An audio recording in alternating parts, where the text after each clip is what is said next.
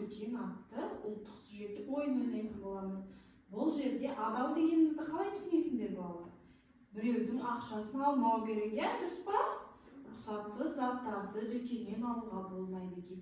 Қазір біз осы бойынша сендермен адалдық дүкенін ойнайтын боламыз. Бүгін бізде Алуа мен Әдемі екеуі сатушы болады, Сендер Нұрзат, Айрат, Кәусар сендер сатып алушы боласыңдар. Қараңдар, дүкенде әртүрлі ойыншықтар, көкөністер мен жемістер тұр екен. Көкөністер мен жемістерді не істейміз? Осындай себетке салып аламыз, өзімізге керекті затты себетке салып аламыз. Кассаға барып не істейміз? Ақшасы не істейміз? Сатып алып ақшасын не істейміз? Төлейміз, Төлейміз. Ақшасын төлемей алуға бола ма? Болады ма? Жоқ. Затты алғаннан кейін не істеу керек? Ақшасын төлеу керек, оны жайдан жай алмау керек екен, Ақшаны осындай біздің айнанымызда тұрады екен, алған затымыздың ақшасын төлеу керек. Бұл әділ болады екен. Ал ақшасын төлемесек не болады? Дұрыс болады ма? Жоқ, дұрыс болмайды екен. Қазір осы дүкенші сюжеттік рөлдік ойынын сендермен бірге ойнайтын боламыз. Түсіндіңдер ме, балалар?